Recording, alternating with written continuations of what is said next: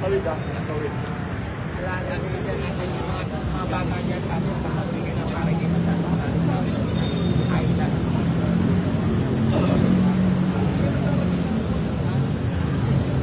Mga tao natin.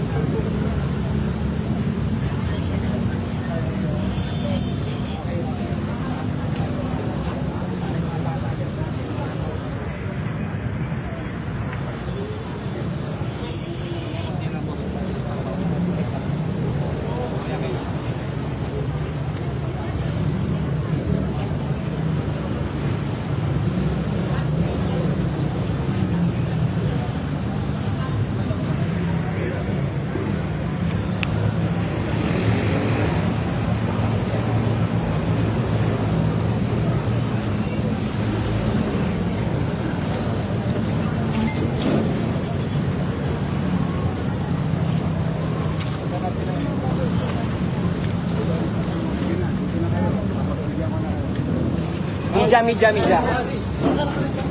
Tripod, Rulos, man. Rulos. Tripod.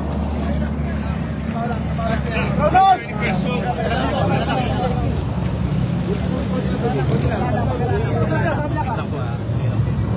Rulos ayo. Asan yung tripod?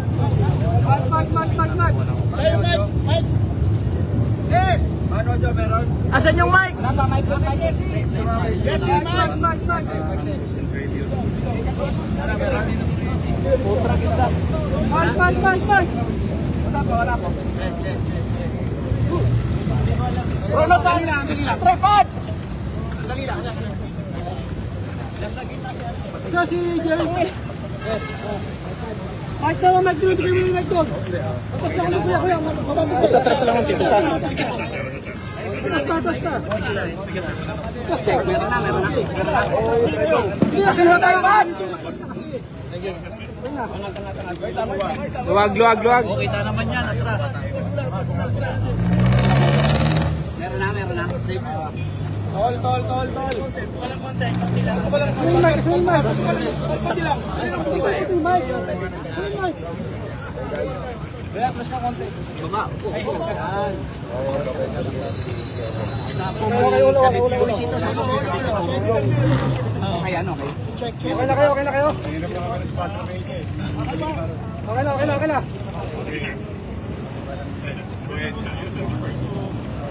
Una, siyempre nalulungkot tayo. Masyadong malaki yung damage na ginawa ng mga I don't think rallyista yung mga yun. Because as you all know, they were in their respective places in the morning and in the afternoon. Pero itong mga Colonges na Boss, cellphone mo. kabataan, pagdating ng lilim ng gabi, nagpapulad as you can see, maraming public property and private property were damaged. At nakakalungkot, marami akong pulis na nasugatan. Nasa ospital naman sila ngayon. Yung isa inooperahan in our city hospital and national government hospital.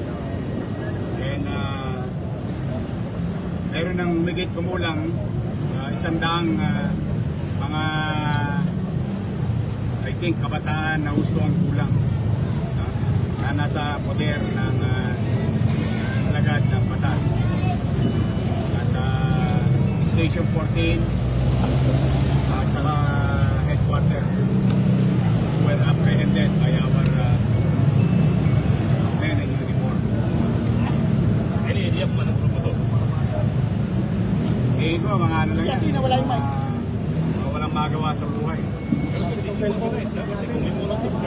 yung tulak, boss. Yung Molotov naman, in a few minutes, kaya mo gawin. They can always do that. But then again, nag-decision sila ng ganyan, then we will throw the books to them. All those damages, government properties,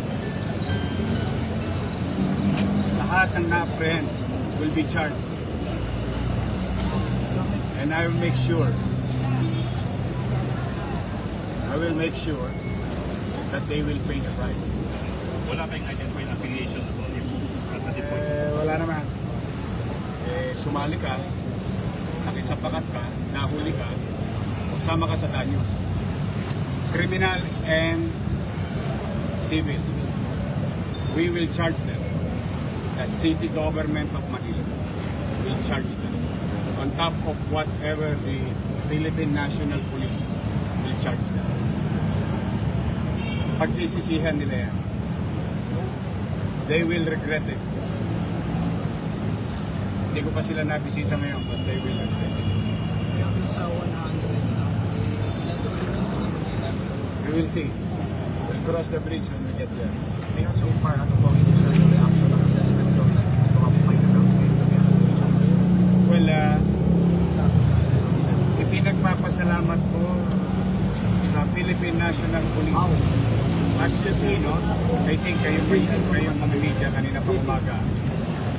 At nakita ninyo na ang kapulisyan literally practice high tolerance. Literally. As much as they can. In fact, some of them pay the price, getting injured. And I praise the Philippine National Police for doing so and respecting the rights of those rallies to express themselves. But those, like these individuals, created mob in the city of Manila. We will make sure. Na-establish po ninyo na hindi sila kasama sa mga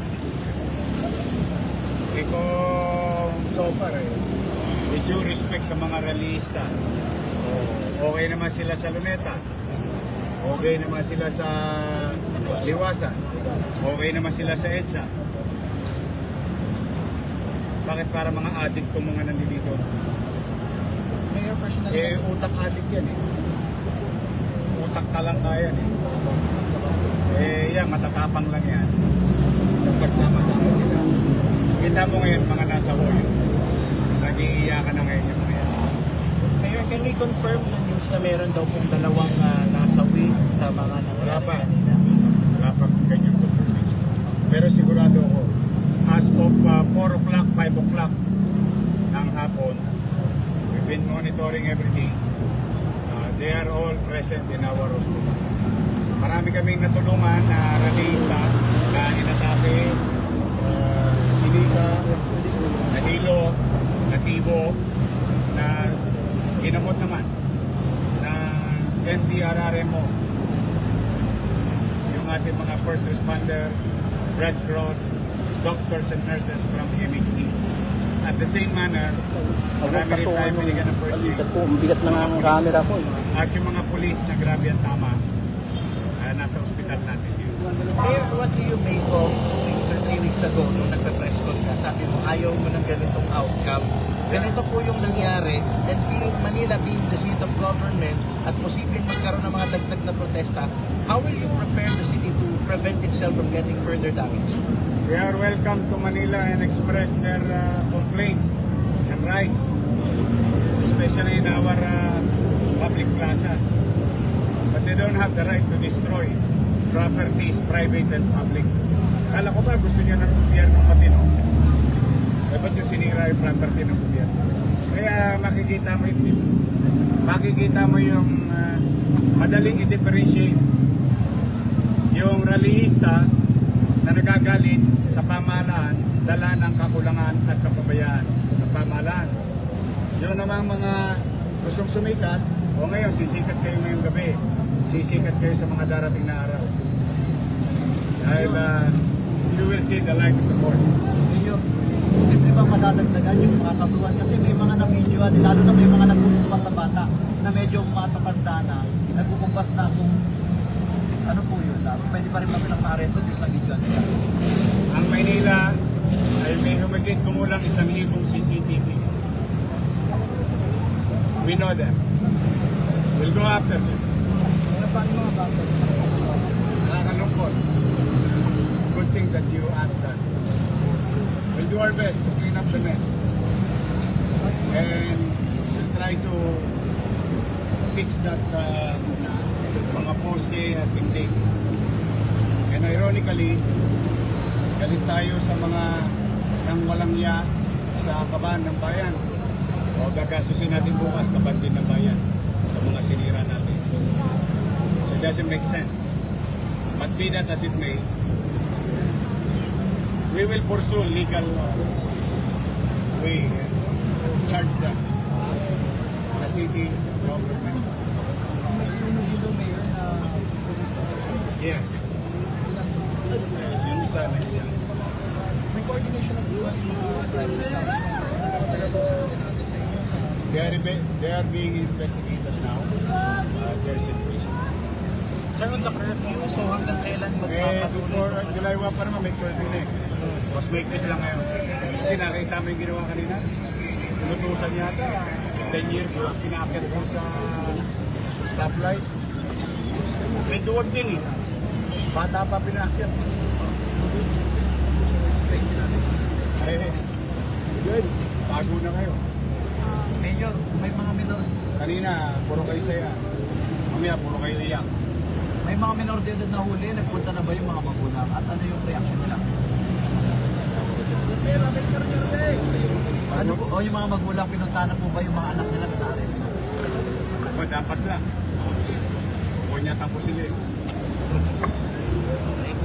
information kanina ni Secretary hindi pa verify yung mga nagsusunod sa Ayan. Wala. Yung mga traffic na dati ko kami. Ito ang kakarapin nila. We will see. We will cross the bridge when we get there. Makita nila yung gobyerno.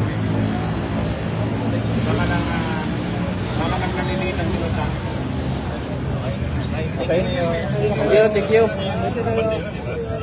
Pamila ka sa One Piece na Hindi ko napanood yun. Nakita ko lang yung mga flag nila kanina. Kulingin ka lang. Anong mensahe mo na sa mga nagtablak? Ngayon, yung mga nakaso. Good luck. Ganda! Lakihan yung pagkatago. Hardcore criminal nga. Nakukulit namin. Anyways, for the meantime, to end this interview, to the people of Manila, at least ako'y hindi nagkulang, 2 linggo na, sabi mo nga, Paulo. At noong Biyernes, ako'y nananawagan. Sa Maynila, malaya sila na masabi yung gusto nilang masabi. Hinaing man, panawagan man sa Google. Pero ngayon nakita ninyo yung mga nag-asal pulot na mga individual. Kasi walang matinong utak. Nagagawin niya kung matinong utak. Kaya makikita mo yung totoong nag-rally, dala ng galit sa gobyerno at ginawa kasi ng mga ilang tao sa gobyerno. Pero ito mga to, so sa atin, sa mga kababayan ko sa Luzon ng Manila, in our own little way, we'll do our best tonight to clear everything here in Recto. And tomorrow, you can utilize the avenue. But rest assured, we'll do our best. Alam ko, nakikita ko sa mga comment ninyo na nakikiusap kayo na papanagutin itong mga tao ito. We'll make sure. We'll make them pay. Pumanatag kayo, mga bata. Thank you po, Mayor. Thank you. Good luck, eh.